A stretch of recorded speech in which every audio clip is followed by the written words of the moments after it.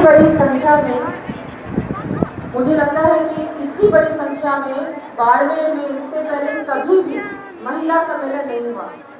और अगर कोई सम्मेलन भी हुआ है तो जब प्रधानमंत्री जी यहाँ पधारे थे तब हुआ होगा। उसके बाद इतनी बड़ी संख्या में मातृशक्ति यहाँ पधारी है। तो एक बार फिर से हम हमारी भारत माता के नाम एक बार फिर से जयकारा लगाए, भारत माता की।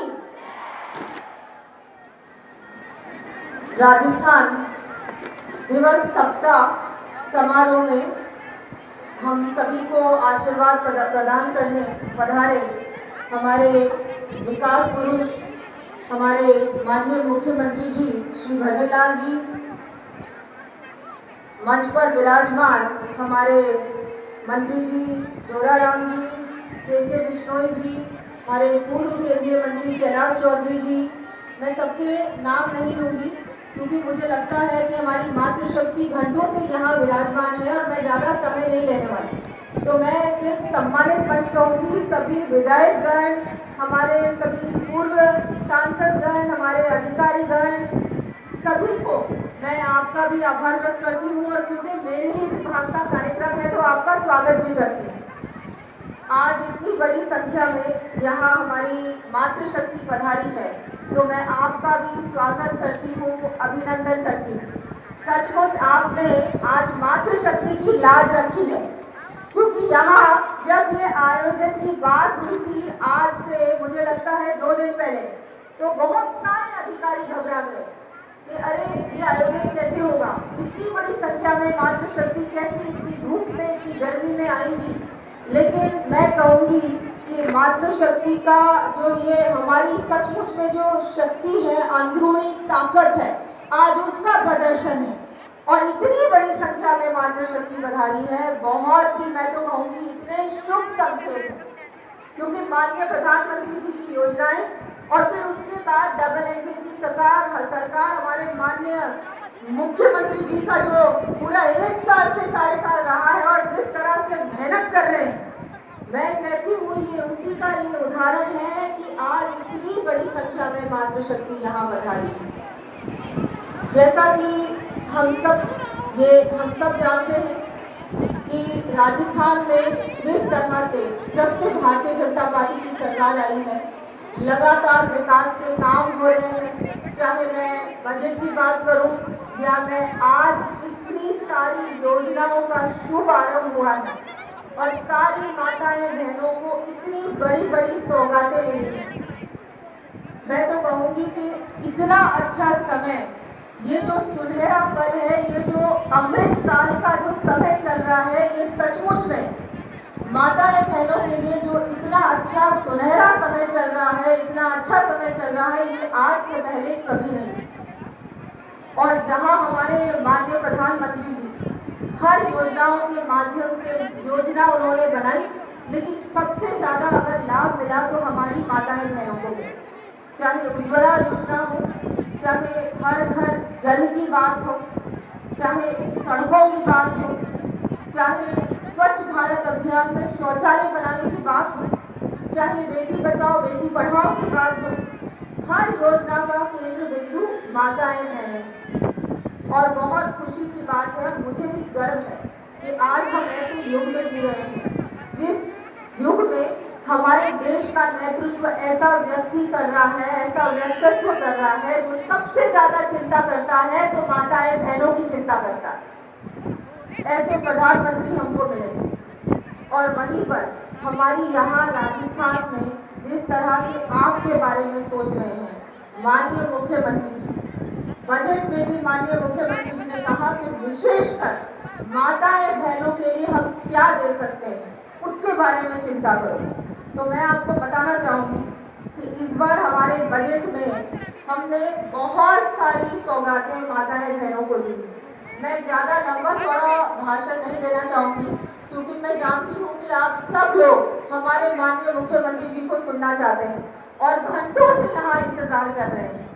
मैं तो यही कहूंगी कि जिस तरह से आज हमारी जो बेटियां हैं, आपने देखा कि न केवल हमारे देश में पर अब विदेशों में भी शिक्षा पाने के लिए सरकार उनको भेज रहा है, सरकार की ओर से उनको जिस तरह से प्रोत्साहन मिल रहा है, आगे उनको पढ़ाने के लिए, आगे बढ़ाने के लिए, महिलाओं को आत्मनिर्भर बनाने के लिए, सशक्त बनाने के लिए योजनाओं के माध्यम से इतना कुछ मिल रहा है, इतना लाभ मिल रहा है।